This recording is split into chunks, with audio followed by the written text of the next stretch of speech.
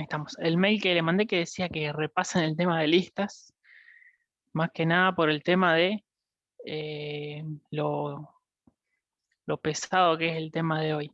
Es la verdad que bastante complicado, pero cuando lo termine de explicar, si lo llegan a entender, van a ver que realmente tiene utilidad.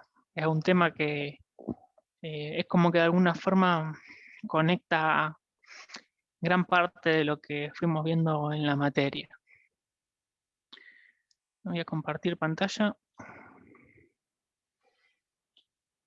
Confírmenme si estoy Sí, se ve. compartiendo y también. Sí, profe. Sí. Muchas gracias. Bueno, el tema de hoy se trata de resolver problemas con técnicas de búsqueda.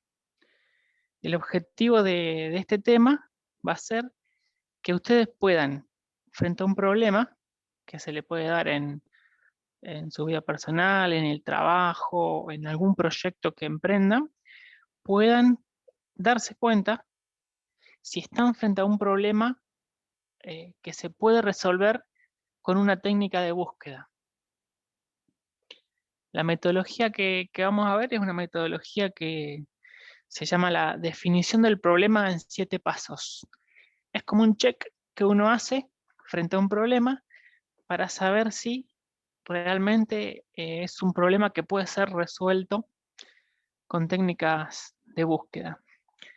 Acá en la pantalla estamos viendo una imagen de algo que representa un laberinto. Si yo les pregunto a ustedes si ese laberinto tiene una salida, ¿qué me podrían decir? Que sí. Perfecto. Bueno, seguramente ustedes instantáneamente, con la vista, lo primero que hicieron fue interpretar que lo que era un laberinto, e interpretar que esta imagen, que son líneas y números, representaban un laberinto, se dieron cuenta cuál era el inicio y fin, y con la vista inmediatamente trazaron el camino sin traspasar las paredes y llegaron hasta el fin. Eso que ustedes hicieron en un instante, muchas veces es para soluciones de software, es realmente complejo. Nosotros tenemos, los seres humanos, incorporado una multiplicidad de habilidades y cuestiones que realmente no nos damos cuenta la complejidad muchas veces de modelizar y resolver problemas porque para nosotros son muy sencillos. En general estos son el tipo de problema de que arrancan siendo fáciles para una persona, pero complejos para una máquina. Pero si por ejemplo lo resolveríamos, eh, si el laberinto en vez de tener 36 números tendría 1.000.000, ya para una persona se vuelve imposible de resolver o muy difícil.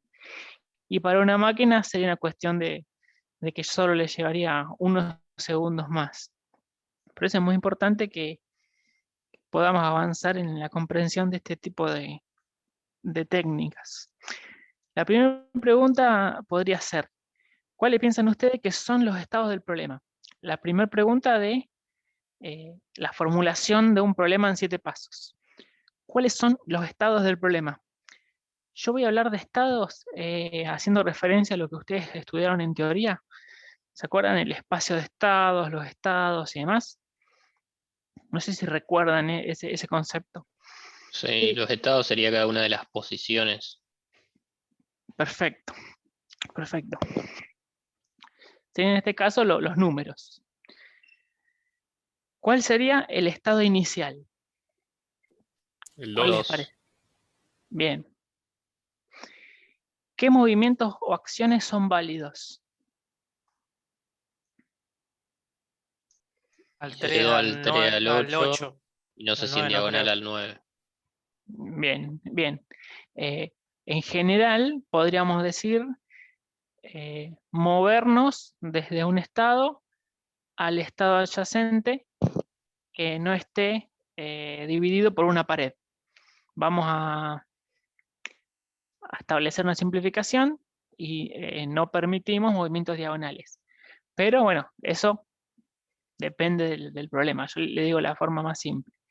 Movimientos válidos, movernos de un estado al estado que está adyacente, para los costados o arriba abajo, que no esté bloqueado por una pared que sería la representación de la línea. Esas serían las acciones válidas. ¿Cuál sería el espacio de estados? El espacio de estados, más que nada, esta pregunta es para refrescar un poco la teoría de definición de espacio de estados. Serían todos los posibles estados a los que puede acceder el sistema, serían todos los números. De Claro, 1 a 32. claro. El 36. espacio de estado es eso que dicen, pero el espacio de estado se conforma por todos los estados y las acciones posibles. Yo para definir de forma unívoca un espacio de estado, defino todos los estados posibles y todas las acciones, que sería la regla que me permite ejecutar acciones, por decirlo así en el idioma de Prolog. Estados y acciones, ese es el espacio de estado. ¿Cuál es la meta en este problema? El estado 32. Bien, llegar al estado 32. La pregunta es, la pregunta 6, ¿la solución es un camino o es un estado? Un camino. Camino. Perfecto. Pues dice Yo- cómo llegás de A a B. Claro, yo no resuelvo este problema obteniendo o estando en el 32. Yo el problema lo resuelvo presentando un camino para llegar del 2 al 32. Esa es una característica interesante de un problema de búsqueda. O sea, yo no quiero decir, resolví este problema porque estoy en el 32, sino que yo digo, lo resolví porque tengo un camino desde el 2 al 32.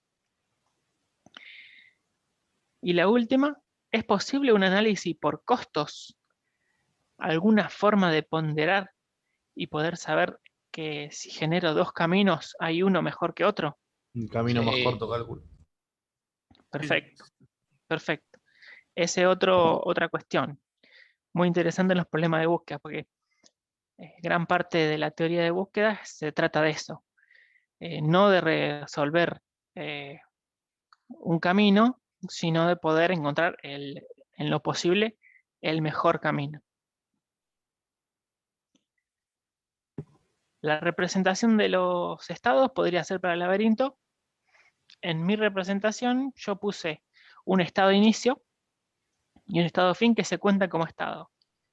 Pero tranquilamente podría arrancar desde el 2 como el estado inicial y que el 32 sea la salida.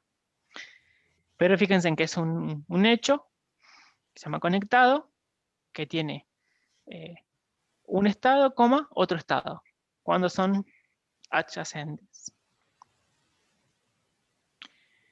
Estas fueron las preguntas que fui leyendo antes, de la formulación del problema en 7 pasos. Como el problema del laberinto lo fuimos respondiendo y las preguntas que no hicimos tuvo sentido, podríamos decir que estamos ante un problema de búsqueda y lo podríamos resolver al laberinto con alguna de las técnicas de búsqueda que ustedes estudiaron en la teoría. Más específicamente, esto es todo lo que dijimos antes. El único interesante de destacar es el espacio de estado.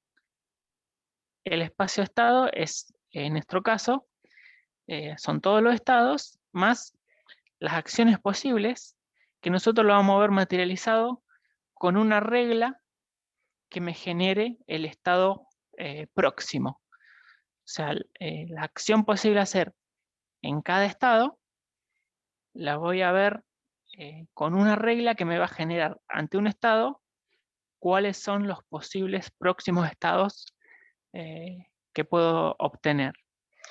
En este caso, esta regla sucesora es en realidad solamente una simplificación para no tener que definir todos los hechos Si por ejemplo yo quiero decir que me puedo mover de 2 al 3, no tenés que decir también que me puedo mover del 3 al 2. Es solo para eso. Fíjense que A es sucesor de B si está conectado A con B, o si está conectado B con A. Es solo para simplificarnos la base de hecho. Podríamos haber hecho que usado directamente el hecho conectado y poner conectado 2.3, conectado 3.2, conectado 3.9, conectado 9.3 y así. El resto, bueno, el costo, visitar la menor cantidad de casillas. Podría ser una alternativa. ¿Hasta acá? ¿Alguna pregunta? No, profe. Buenísimo. Ahora vamos a intentar aplicar este mismo análisis de los 7 pasos con el problema del trabajo práctico número 1. El tema de un bondi que se mueve por diferentes ciudades, con algunas variantes. En este caso, las variantes son, como ven en la imagen, que los caminos son de ida y vuelta, las rutas son de ida y vuelta. Ustedes recuerdan qué ocurría con eso. Posibles bucles. Y otra información que se agrega es una información del dominio del problema, que es la longitud en kilómetros entre esas rutas. Por eso, por ejemplo, yo puedo decir que conecta la ciudad C1 con C2 y están a 23 kilómetros. Entonces, esas serían las variantes. Le voy a hacer la formulación en 7 pasos. ¿Cuáles son los estados del problema? Una ciudad, estar en una ciudad. Ciudad 1, Claro. ciudad 2. Claro, todas las ciudades. ¿Cuál es el estado inicial? Según la pregunta que figura arriba. Ciudad 1. Cada uno. Bien. ¿Qué movimientos de acciones son válidos? Todas las rutas que figuran posibles. Ciudad Perfecto. 1, Ciudad 2, Ciudad 2, Ciudad 3. De una ciudad a otra, siempre y cuando exista una ruta. Una conexión. El espacio de estados estaría confeccionado por todas las ciudades y todas las rutas. La meta sería llegar a ciudad 6. La solución es el camino. Y ¿es posible el análisis por costo? ¿Qué opinan? Sí, porque tenés la cantidad de kilometraje entre ciudades. Claro. Perfecto. Perfecto. Si no tendríamos las ciudades, podríamos decir, bueno, utilizo un análisis por costo, que podría ser pasar por la menor cantidad de ciudades, pero nunca sabríamos si eso es óptimo a nivel de kilómetro. Con kilómetros ya puedo decir algo más real, que es, quiero la ruta en la cual tenga que dejar la menor cantidad de kilómetros. Piensen que es todo igual. Hasta también le creamos una regla sucesor para simplificar la generación de un próximo estado. O sea, ante un estado, ¿cuáles son los próximos estados que puedo obtener? El resto es lo que dijimos. Ahora fíjense en que vamos a hacer algo que es también interesante, que es primero que comprender que este gráfico, el que tenemos a la derecha, es una simplificación del problema, es una modelización de lo que es el problema real. Nosotros interpretamos el problema, interpretamos su característica, hicimos este grafo, el grafo que se ve a la derecha. De ahora en más lo que vamos a hacer es empezar a interpretarlo como un árbol. Más que nada para simplificarnos a la hora de pensar en cómo un problema de búsqueda resuelve este conflicto que estamos enfrentando. O sea, por lo general uno primero modeliza el problema como puede, como un laberinto, como un grafo, como lo que sea, y después empieza a pensarlo como un árbol para que sea, digamos, más simple ver cómo un algoritmo de búsqueda trabaja.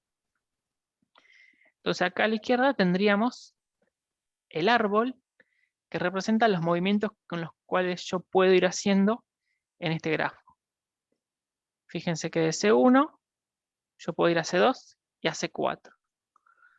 De C2 puedo volver a C1 o puedo ir a C3. Y así sucesivamente.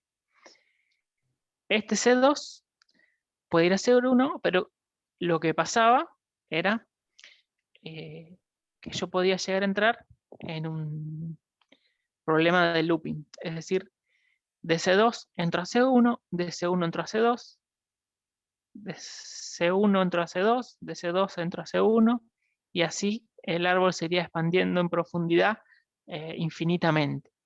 Por ¿Y un eso, camino sin salida en ese caso? Con el tema del loop también, porque como que siempre te... O no sería como un camino eso sin salida. sí, eso lo vamos a ver, sí. Los dos problemas más grandes que nos vamos a enfrentar son los callejones sin salida y los loops. El loop ya lo vimos en el trabajo práctico número 1, que es algo que puede suceder y hay que controlarlo. Y el tema de la vuelta atrás cuando llego a un callejón sin salida, que puede ser, por ejemplo, un ejemplo que no aplica con esto, pero sería, por ejemplo, llegar a una ciudad y que esa ciudad no tenga o una ruta y que la ruta no sea bidireccional. Yo estaría llegando a un punto donde no puedo salir. Eso ahora lo vamos a ver. Entonces, ¿cuáles son las situaciones que agregan complejidad? Que la solución es una ruta, más que nada porque vamos a tener que tener siempre en memoria la ruta que vamos llevando, para después cuando encontremos la ruta, informarla. Eso hay que tenerlo en cuenta. Y el control del loop, dependiendo del caso, en nuestro caso lo vamos a tener que hacer porque todas las rutas son bidireccionales. Vamos a ver entonces algunas búsquedas ciegas para intentar resolver estos problemas que a partir de la formulación de los 7 pasos nos convencimos de que es factible resolver con una técnica de búsqueda. ¿Recuerdan lo que son las búsquedas ciegas? Sí, las que no usan heurística, sino que recorren casi todo. Bien, bien. Básicamente, la búsqueda ciega no tiene información del problema. O sea, no sabe nada del dominio del problema. La única información con la que cuenta una búsqueda ciega es, estando en un estado, saber si ese estado es el objetivo o no. Se mueve por todo el espacio de estados, utilizando alguna lógica, y lo único que sabe es si el estado que alcanzó es el objetivo o no. Con esa información tiene que trabajar. Esa sería una forma de explicarla. La búsqueda en primero en profundidad, esta ya la vieron, ustedes en teoría.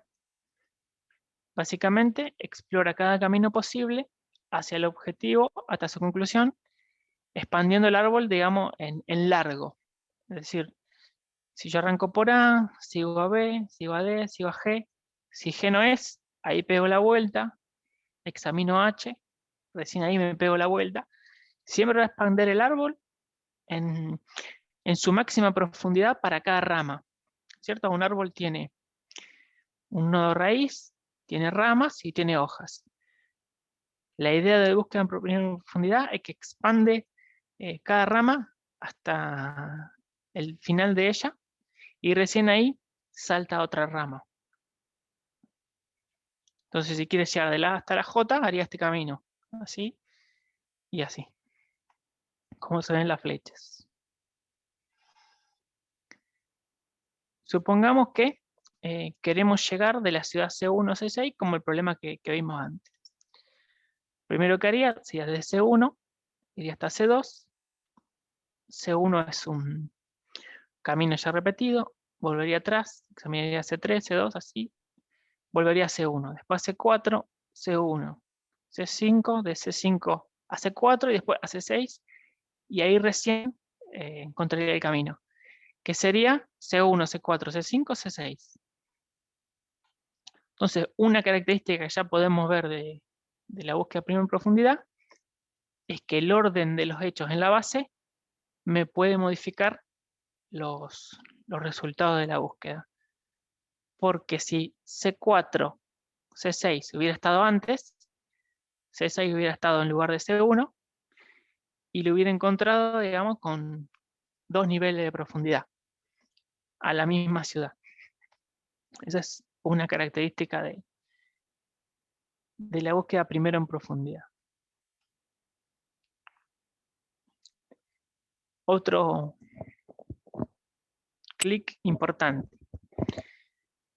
Cuando ustedes trabajan y trabajaron con Prolog, el motor de inferencia que yo siempre le hablo, y todo lo que vimos en el G3 sobre cómo el motor de inferencia analiza, recorre los hechos, analiza la regla, se mete de forma recursiva, se pega la vuelta, todo lo que vimos sobre el funcionamiento del motor de inferencia es en realidad Prolog utilizando una búsqueda primero en profundidad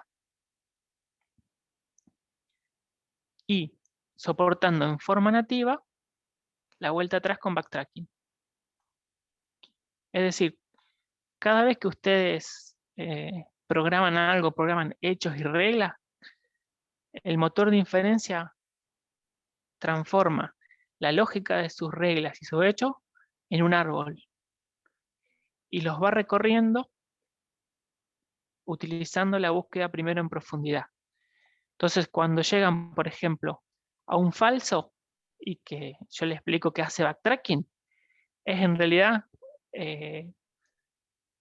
una búsqueda encontrando un nodo en el cual no está su solución y pegándose la vuelta para pasarse a otra rama. Eso sería el backtracking. Es decir, todo lo que vimos hasta ahora corresponde a una lógica de búsqueda primero en profundidad.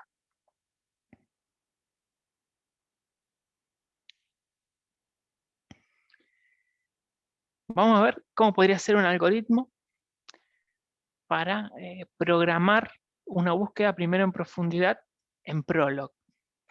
Con lo que le dije antes, se van a dar cuenta que muchas cosas deberían estar simplificadas, básicamente porque el motor de diferencias de por sí ya está ejecutando una búsqueda primero en profundidad. Pero igual, bueno, algunas cosas vamos a tener que programar. Esto que le voy a comentar sería un algoritmo para implementar la búsqueda en profundidad en Prolog. Lo primero que tendríamos que hacer es que el estado inicial sea nuestro estado actual. Preguntamos, ¿el estado actual es nuestra meta? Si es nuestra meta, devolvemos el camino a recorrer. Si no es nuestra meta el estado actual, entonces generamos un estado sucesor. Si el estado sucesor no fue visitado, lo agregamos a la ruta actual y pasa a ser el estado sucesor nuestro estado actual. Después de eso, volvemos a preguntarnos si el estado actual es la meta. Y así sucesivamente. Pueden haber dos inconvenientes. Que el punto A no se cumpla porque el estado en el que nos encontramos no tiene un estado sucesor, es decir, no hay forma de generarle sucesor. O puede suceder que el estado ya fue visitado anteriormente. Entonces no podríamos utilizarlo como un estado sucesor si ya pasamos por ahí. Entonces, si no se cumple A o si no se cumple B, en ambos casos se aplica el backtracking. Es decir, si yo estaría, por ejemplo, en C1, no puedo generar un estado sucesor o ya lo recorrí antes, se genera backtracking para que el motor de inferencia vaya y busque otro dato, otro valor de la variable para poder avanzar. Entonces ahí estamos resolviendo el problema del looping y el problema del callejón sin salida. Esto valiéndonos del backtracking. Hasta acá, ¿cómo lo ven?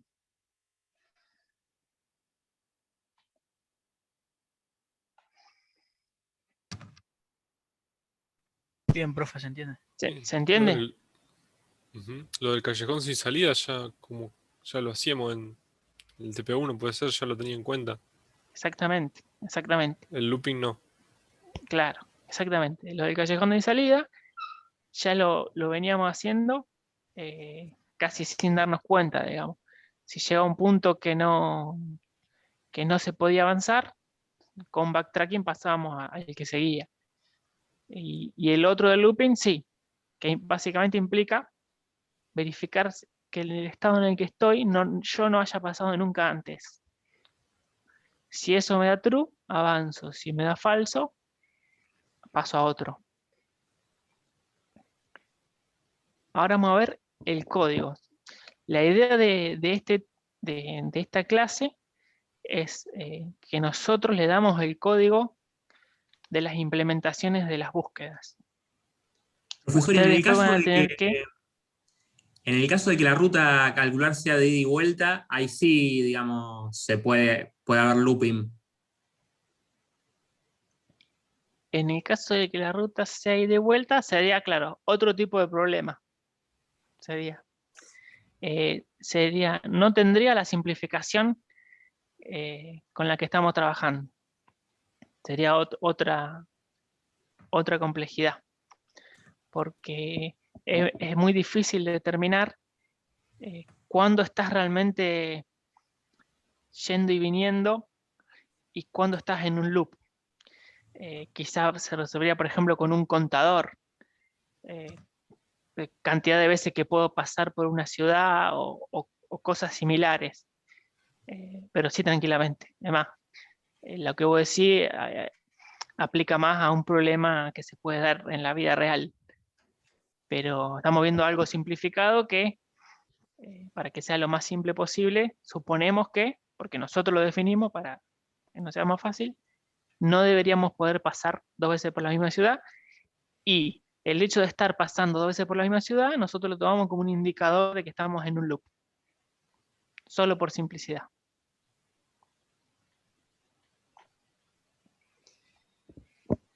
Este sería el código que le vamos a dar. Este código es todo lo que ven acá en este diagrama, ¿cierto?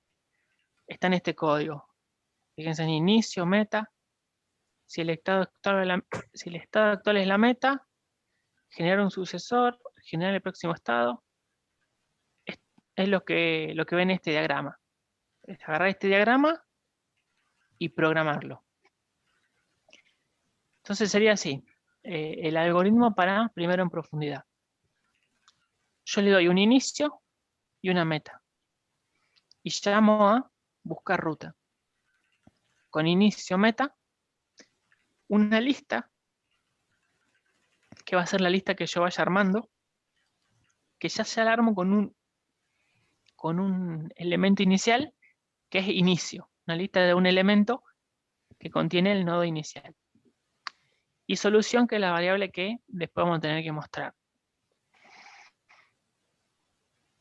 Si el estado actual es la meta, devuelvo la ruta recorrida como solución. Fíjense que buscar ruta tiene estado, estado, ruta, ruta. Acá estamos usando la técnica esa de que tiene en cuenta la variable instanciada y la variable no instanciada. Cuando dos variables que nosotros le ponemos el mismo nombre, las dos están instanciadas, se comparan. Cuando una está instanciada y la otra no, el valor de una se copia en otra. Entonces acá, el estado del primer argumento y el estado del segundo, los dos están instanciados. Uno con el inicio y otro con la meta. Entonces, si estos dos se comparan y son iguales, significa que que llegué a mi meta. Entonces, ruta se copia en la variable del cuarto argumento, que es una variable como la habíamos visto, una variable de resguardo. Una variable que se define acá arriba y después únicamente se pasa como argumento para al final tener un valor y que ese valor lo podamos devolver. Entonces, el primer argumento sería, digamos, nuestro estado actual. El segundo es la meta, el tercero la ruta que vamos armando y el cuarto el argumento que guardamos la ruta final. Entonces, si estoy en la meta, copio la ruta actual a la ruta final. Si no estoy en la meta, entonces tengo que generar un estado sucesor. Entonces, lo primero que hago es genero y llamo a sucesor con el estado actual, coma, nuevo estado. Este sucesor viene acá y lo que hace va a generar el próximo estado. Es decir, si estoy en una ciudad, que me diga a cuál puedo ir. Esto tiene la forma de la regla sucesor que vimos antes, nada más que tiene una variable anónima, porque como vamos a implementar búsquedas ciegas, no vamos a estar guiando la búsqueda utilizando ninguna información del dominio. Entonces los kilómetros ahora no lo vamos a utilizar, no en la búsqueda. Vamos a estar buscando si el estado es la meta o no, sin incorporar información sobre la longitud de la ruta. Y fíjense que esto es de nuevo lo mismo para simplificar la base de hecho. Se pone primero estado, después nuevo estado y viceversa. Entonces llamando a sucesor, esa regla me da digamos, el próximo estado, la próxima ciudad, en nuestro ejemplo. Si no pertenece, el pertenece que vimos en el tema listas. Si no pertenece el nuevo estado a la ruta, continúo. En caso de que el not pertenece no se cumpla, ahí ocurre backtracking y tengo que generar un próximo sucesor.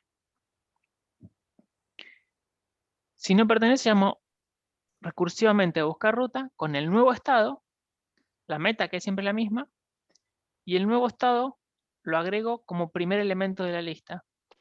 Y la lista ruta, que es la ruta que voy llevando, la pongo como cola. Es como que se lo encajo en la cabeza de la nueva lista.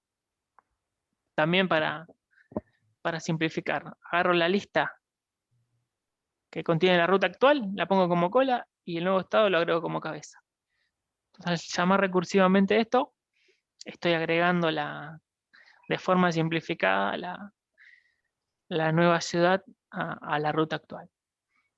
Y solución lo paso directamente. Esto ejecutándose funcionaría tal cual este diagrama y de encontrarse la ruta nos estaría mostrando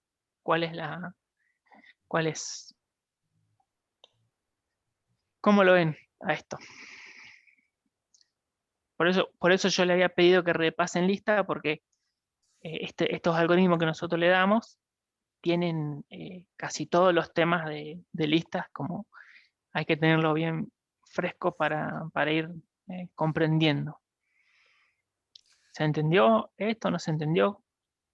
Y yo me estaba preguntando cómo hacía para pasar la ruta a la variable solución, pero ahí lo vi en la primera línea. La segunda. Claro. Solución es la famosa variable de resguardo que... Sí, sí. ¿cómo me decía? ¿Cuál es tu pregunta? Está bien, te iba a preguntar de dónde pasaba la ruta a la solución, pero ahí lo vi que dice ruta. Claro. No, porque ahora que me dijiste, me parece que esto quizás No, ustedes lo está bien. tengan que modificar. Nosotros le damos este código y la idea es que ustedes no lo modifiquen. Pero por lo que veo acá, esta solución hay que sacarlo. Porque no se muestra ni tampoco se devuelve como argumento. Así que La primera. este sol de acá es una singleton variable, básicamente no sale. Entonces acá quizás ustedes tengan que quizá agregar un coma acá y solución para que les devuelva la ruta o de alguna forma para sacarlo acá de esta regla.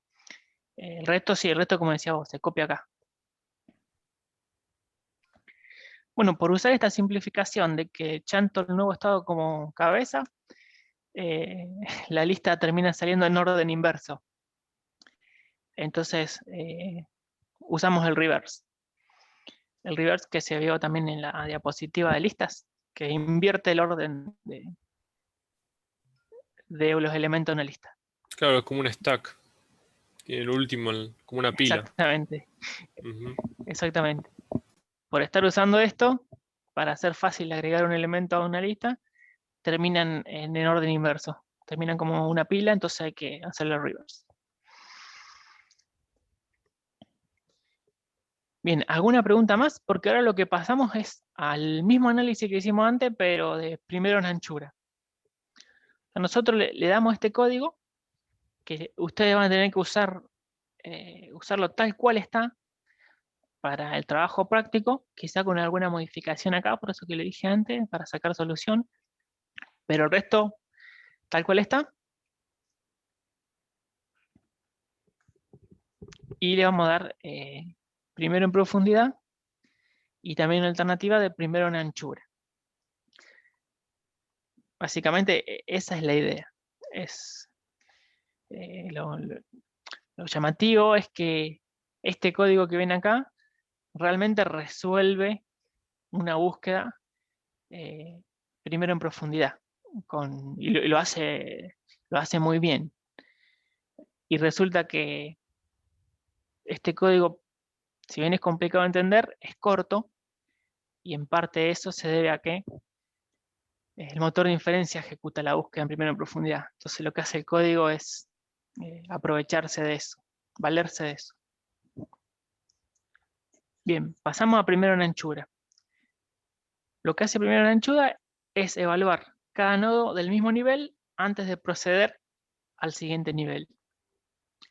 Es decir, si yo quiero encontrar desde A, saber si llego ahí, primero veo A, después B, C, D, después E, F, G, H y recién I.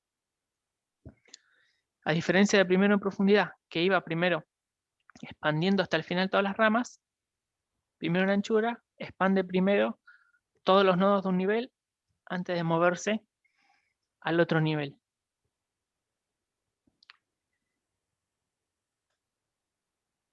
Por la forma en que trabaja este algoritmo, vamos a necesitar una lista de nodos. Sería una lista de lista. Una lista que contenga dentro listas que representen los caminos que vamos a ir evaluando. Pero antes de eso vamos a ver la lógica, como si esas listas todavía no las tendríamos que almacenar. Yo agarro y evalúo el nodo raíz A. Me pregunto, ¿es la meta? No.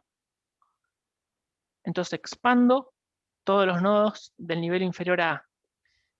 En este caso, B, C y D. Y esos nodos los agrego al final de la lista.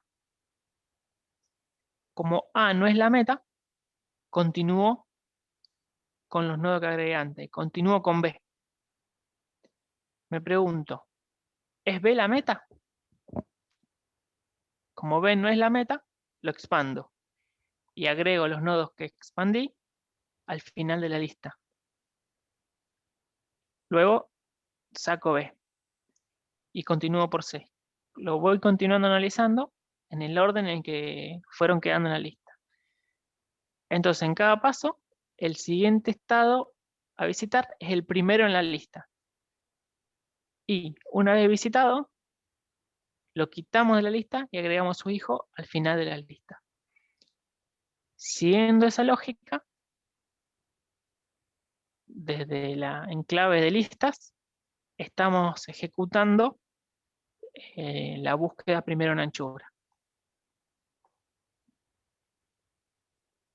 Y ahí encontró la I, que sí era la meta.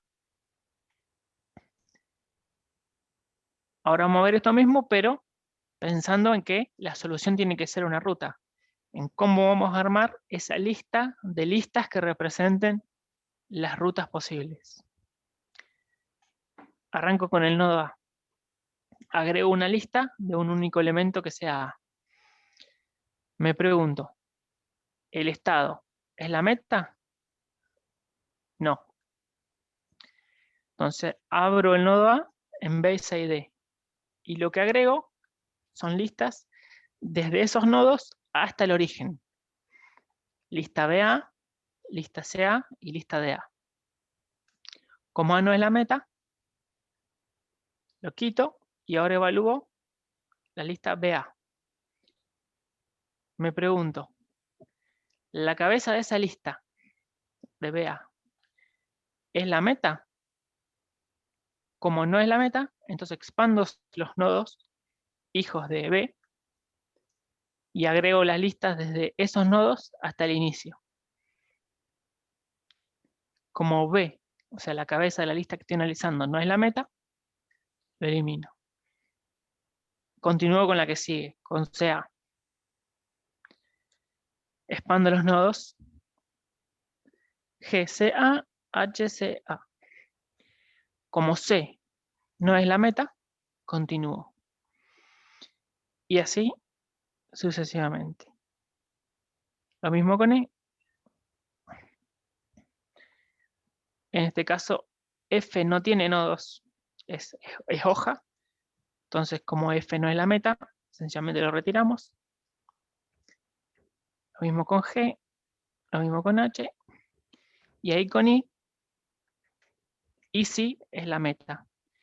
Y fíjense en que la solución, que es la ruta desde el nodo hasta la meta, desde el nodo inicial hasta la meta, es esta lista que estamos evaluando. Entonces la solución de este problema es la ruta ADI, que es la lista que evaluamos. O sea, te queda La siempre ruta como encontrada, te queda como la mera lista adentro de la lista más grande. ¿cómo sería? Te queda primera justamente, o sea, la sublista esa te queda siempre primera adentro de la lista más grande. Claro, exactamente. Exactamente.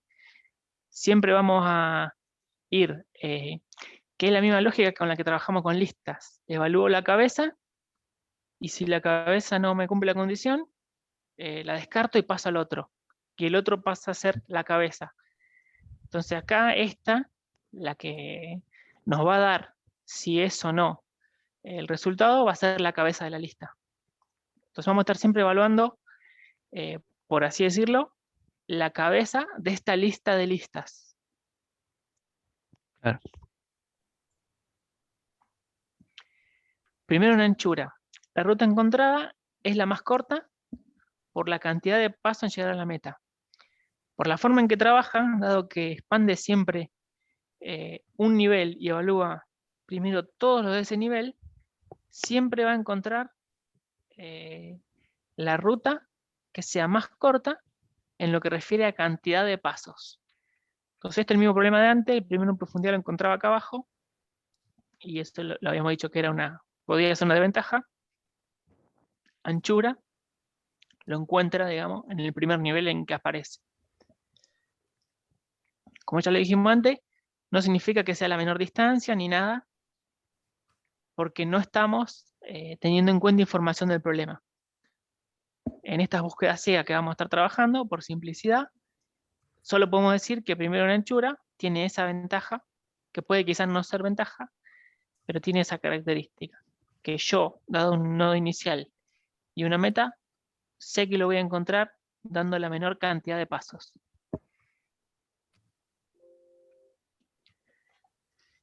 El algoritmo es parecido al otro, con la complejidad de estar manejando esta lista de listas. Agrego la lista al estado inicial, agrego esa lista nodos inicial. Me pregunto, ¿la primera ruta de lista nodos llega a la meta? Si es que sí, devuelvo esa lista, el camino a recorrer. Si es que no, genero las rutas sucesoras para esa lista. Descarto aquellas que lleguen a estados ya visitados y agrego las nuevas rutas a lista nodos. Como veíamos antes, las agregamos al final. Y como H no llega a la meta, se descarta. Después de eso, de nuevo pregunto, si llega la lista nodos actual a la meta. Y así sucesivamente. Con la misma lógica de antes, que si no puedo generar rutas, o si ya pasé por esas rutas, se descartan, se controla looping y por backtracking paso a la que sigue. Entonces, el algoritmo primero en anchura, implementado en Prolog, queda así. Tengo un inicio y una meta. Buscar ruta, que tiene 3 argumentos. El primero es la lista de listas. Lo primero que voy a agregar es una lista con un único elemento que va a tener el nodo inicial. Entonces me pregunto, si el estado actual es la meta, devuelvo toda la ruta hacia el mismo. Lo que estoy diciendo acá es, agarro la cabeza de la primera lista. Si la cabeza de la primera lista es igual a la meta, que está en el segundo argumento, entonces devuelvo todo, el estado y la ruta. En esta lista de listas vamos a estar evaluando solamente la cabeza de la lista. Si esa cabeza de lista es igual a la meta, devuelvo la ruta. Si no es así, genero las rutas sucesoras, como lo vimos antes, que genera las rutas y las agrega al final, y descarto la que estoy. Entonces, agarro la primera ruta y las otras rutas. Y voy a intentar expandir la primera ruta. Para expandir la primera ruta, voy a utilizar la regla findAll, que es la que vimos en la diapositiva de listas. FindAll tiene 3 argumentos. En el primero le doy la estructura de variable con la que quiero que me arme la salida. En el segundo argumento le doy las condiciones que tienen que ser verdaderas para que me arme esas alternativas de solución. Y en el tercer argumento me pone todas las variables que cumplieron para que yo las utilice. Entonces la estructura de lista que yo quiero que me arme es una que tenga el nuevo estado como primer elemento, el estado actual como segundo argumento y la ruta como cola. Esta forma de poner la coma acá es también una forma simplificada de referirnos al primero y segundo elemento de una lista. Si yo hago referencia a una variable, otra variable, pipe, otra variable, la primera variable es el primer elemento de la lista, la segunda es el segundo elemento de la lista, y la tercera es la cola. Entonces, con esta estructura de un nuevo estado, el estado actual y la cola de la lista, se pregunta, ¿es sucesor el estado del nuevo estado? ¿Y no pertenece el nuevo estado a la ruta actual? Si cumple esa condición, con esas condiciones me arma todas las listas que cumplan con la condición y me las pone acá. Y estas van a terminar siendo las nuevas rutas que vimos en el slide antes, que se agregan al final.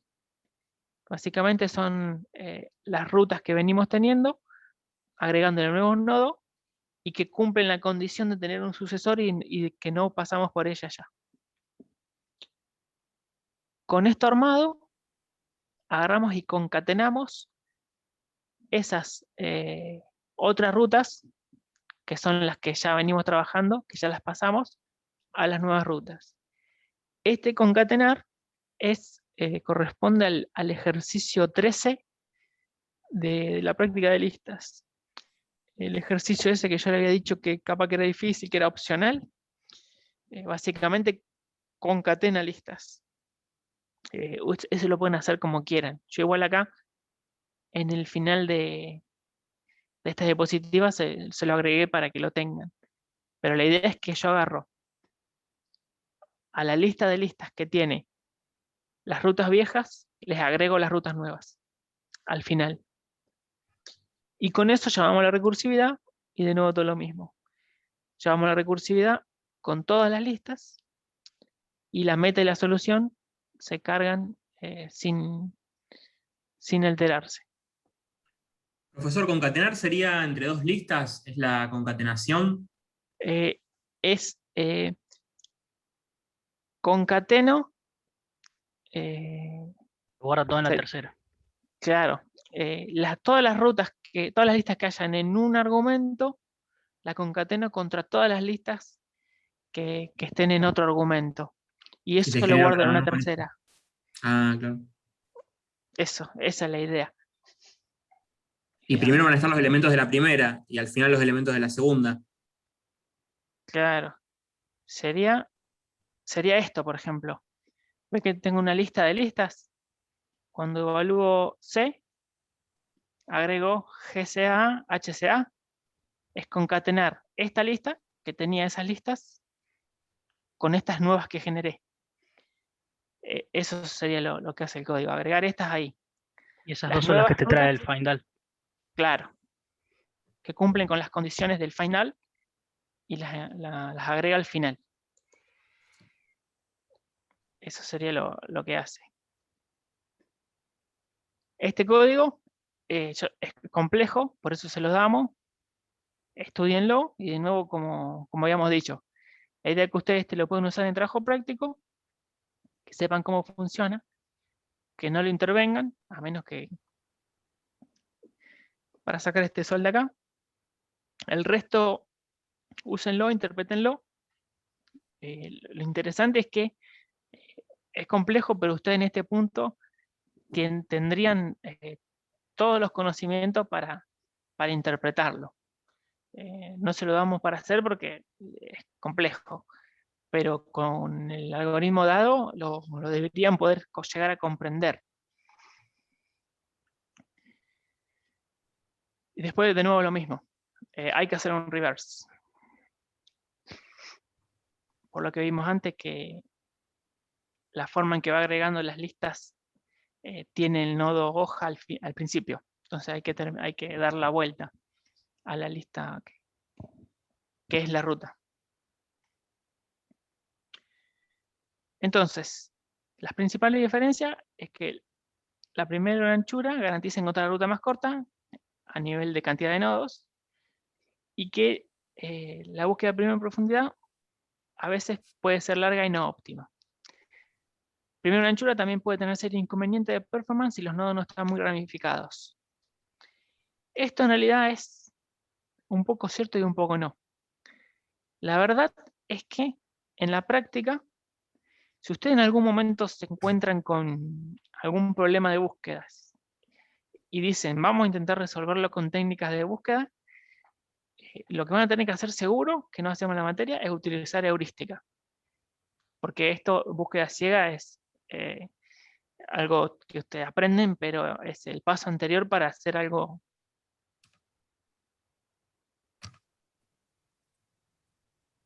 que funcione en la vida real en información heurística. Y lo segundo que van a tener que hacer es llegar a comprender qué tipo de árbol se forma con su tipo de problema. Hay tipos de árboles, tipos de problemas que por lo general generan árboles más anchos. Y hay otros tipos de problemas que generan árboles más altos, por así decirlo.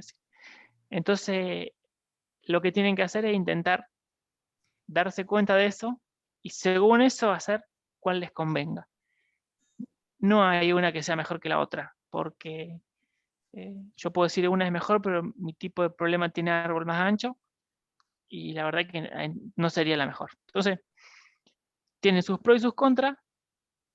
Lo que van a aplicar, lo que se aplica, va a depender del problema y las características del problema que estén intentando resolver.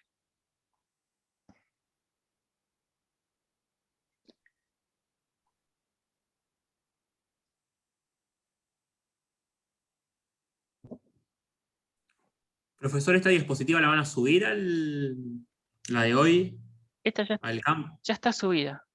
Ah, ¿está subida? Ah, Sí, perfecto. sí, está subida y también está subido el trabajo práctico. Y creo que le puse visibilidad, pero ahora que me lo decís, lo voy a verificar. Debería estar subida. Bueno, con esto que vimos, vamos a hacer el trabajo práctico. ¿Se me escucha bien? Porque me dice que tengo conexión inestable. Escúchame. Sí. ¿Sí? Perfecto. Bueno, con esto que vimos en la diapositiva, vamos a realizar el trabajo práctico de aplicación número 2, que también está subido. Trabajo de aplicación es un trabajo en el cual ustedes van a tener que hacer ese análisis que hicimos hoy, el análisis de los 7 pasos y demás, y programar un sistema que implemente las dos búsquedas que vimos. En este caso, la problemática va a ser una aerolínea y lo que se quiere hacer es desarrollar un sistema que me especifique, que yo le especifique la ciudad de origen y el destino, y el sistema me recomiende los vuelos que debo adquirir y el tiempo total de viaje.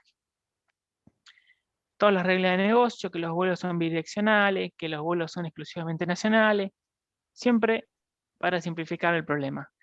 El problema va a ser tan difícil como el de las ciudades, nada más que con avión. Y sumada a la complejidad que acabo de comentar. Pero no más que eso. O sea, no se compliquen en nada. No intenten agregar ninguna regla de negocio que les complique nada. Debería ser casi igual de difícil lo que vimos recién en la diapositiva, el poder interpretarlo y resolverlo. Algo que es bidireccional, digamos, los vuelos. Es ciudad A, ciudad B y ciudad B a ciudad A, digamos. Tiene Claro. bidirección en Son las rutas. bidireccionales como el que vimos recién de ciudad.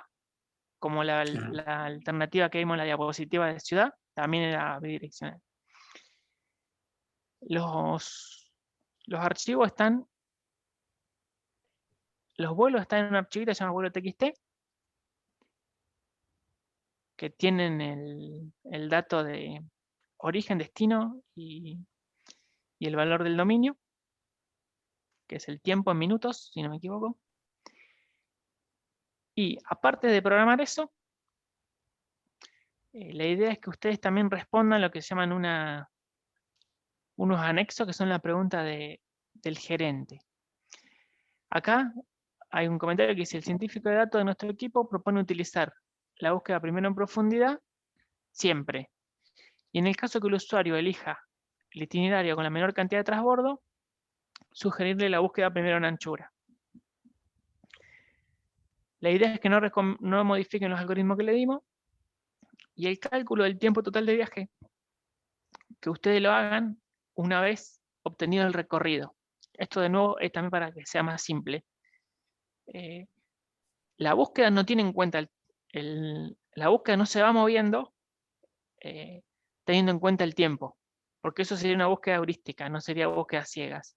Nosotros hacemos una búsqueda a ciegas que puedo utilizar primero en profundidad, primero en anchura, y cuando obtengo alternativas de vuelos, ¿cierto? De recorridos, con esa alternativa de recorrido, ahí sí calculo los tiempos. Entonces por eso le dice que el cálculo del tiempo total de viaje se puede realizar después de obtenido el recorrido. Las preguntas del gerente son unas preguntas extra también. La idea es que las respondan y que ante cada una de estas preguntas agreguen su opinión, y si pueden agreguen las pruebas que hicieron en el prólogo. O sea que si les pregunta, por ejemplo, la ruta con menor cantidad de transbordo implica que el itinerario es de menor duración. La duda surgió por el resultado del vuelo Calafate Posada. Que pongan algunas imágenes de ustedes probando eso para que de alguna forma avalen la opinión que tienen. La entrega del TP es en formato de PDF, cumpliendo todas lo que se especifica acá. La resolución del problema en 7 pasos. El código Prolog en formato texto para que yo lo pueda ejecutar. Imágenes. Y las respuestas de las preguntas del gerente. Y una conclusión final. Trabajo práctico con los mismos grupos en lo posible, por favor, los mismos grupos que el TP1. Y de nuevo lo mismo, mandarlo en el mail con el asunto que diga algo, los archivos adjuntos con el mismo nombre y demás. Fecha límite, el miércoles 11 del 8. Y este punto lo quería comentar. Dice, la no entrega de los trabajos prácticos de la materia, su entrega fuera de término o la no aprobación de lo mismo inhabilita el acceso a la aprobación directa. Eso lo quería comentar y se lo explico, no para que se asusten, pero la verdad que siempre nos pasa todos los años que algunos alumnos no hicieron ninguna entrega de trabajo práctico y a fin de año pretenden ir por aprobación directa y nos proponen eso, entregar todos los trabajos prácticos al final, cosa que consideramos que no es justo para los alumnos que de alguna forma fueron llevando al día la materia. Entonces, Profesor, y el tema de los foros también aplica, digamos, a esto, las preguntas de los foros. sí, también. Pero, por ejemplo, si no lo hiciste en su momento, ¿lo podés completar después con el tema de los foros? ¿No hay problema? Yo personalmente, con el tema de los foros, yo no tengo ese lineamiento de entrega a término. Quizás Laura sí, yo no. Lo que sí, con los trabajos prácticos. Yo creo que alguien puede ir ahora y responder algo en el foro porque no respondió antes, ¿cierto? Pero los trabajos prácticos que son grupales, son más formales, son una entrega más que te genera, digamos, más trabajo, la idea es que lo vayan entregando cuando corresponde. Y si en algún momento, como pasó, alguno tiene un problema y no sé qué, y no lo puede entregar y se le van los tiempos, nos avisan y lo tenemos en cuenta. Pero lo que no queremos es situaciones de alumnos que básicamente abandonan la materia y a fin de año, como intentan en un manotazo de ahogado, mandar todo junto y nos plantean esa situación. Esa es la que no vamos a aceptar y es la que comento, digamos. Profe, ¿le puedo hacer una pregunta con respecto? Sí. Si no aprobamos alguno de los dos parciales primeros, ¿también ya estamos fuera de la aprobación directa o podemos ir al recuperatorio y seguimos con chance? Qué buena pregunta. Sabés que no lo tengo claro a eso. Si alguno está en esa situación, le pido que nos mande un mail a mí y con copia a Laura y ahí le respondemos. ¿Qué situación, profesor, sería? Que no aprobó los primeros parciales y va por la aprobación directa. Sino el esquema de aprobación directa, qué pasa cuando, por ejemplo, tiene aprobado uno, el otro no. Cuando empieza a haber así caminos alternativos, a mí se me complica y a veces no me animo a decirlo. Por eso, si alguno está en alguna situación así, escriban un correo a mí con copia Laura y le respondemos. Porque Bueno. no lo tengo bien claro, digamos. Ok, gracias. Dale. Buenísimo. Hasta acá estaríamos. No sé si hay alguna pregunta más. Profe, Sí. una consulta. Cuando se menciona la no aprobación del TP, sería, o sea, va a estar la posibilidad de que nos den una devolución y corregirlo. O... Sí. Ok. Sí. La no aprobación del TP se da en circunstancias en que yo hago las correcciones y nunca me las devuelven. Por ejemplo. Yo pido corrección y nunca me la devuelven. Algo así sería. Ok, Pero perfecto. mientras ustedes quieran colaboren en, yo le pido una corrección y ustedes la hacen, la otra corrección la hacen, siempre lo van a aprobar. Esa es la verdad. Buenísimo, gracias, profe.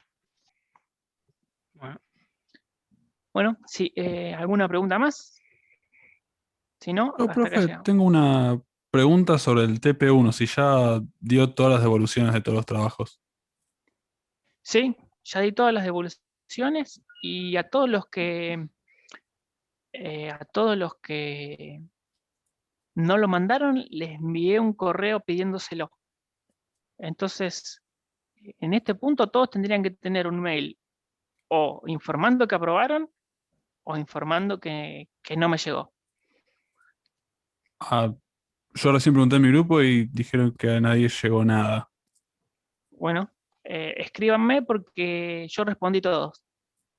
Bueno, Así está bien. que escríbanme y lo reviso. Dale, dale. Buenísimo. Bueno, entonces hasta acá llegamos. Ahí creo que le están preguntando cuál es la fecha del Pará. recuperatorio del primer parcial. Perdón, pasa que no veo el texto. Todavía no tenemos fecha de recuperatorio con Laura. Lo tenemos que definir estos días. ¿Va a ser antes del segundo parcial el recuperatorio? No te sabría decir. No te sabría decir. ¿Pero cuándo el segundo No. parcial, profe? No, tampoco. Quedamos que No, esto no, lo íbamos a acordar ahora con Laura. Todavía no nos reunimos. Después de las vacaciones nos reuníamos a acomodarle el esquema y no lo tenemos hecho. Así que lo que sí seguro, el segundo parcial va a ser cuando demos todo. Eso seguro, que falta, digamos. Tenemos que terminar de dar todos los contenidos de la materia para después tomarlo. Pero no tengo la fecha, ni del parcial segundo, ni de los recuperatorios. Profesor, disculpa, ¿qué mail le mandamos lo de eso, lo de si tenemos que recuperar algo, la teoría o la práctica? Y Los que son míos y de Laura, @ffrro. Todas las preguntas al mail de consulta, digamos, los mails institucionales, y ahí nosotros con Laura lo vemos. El bueno. mismo que doy siempre. Este acá.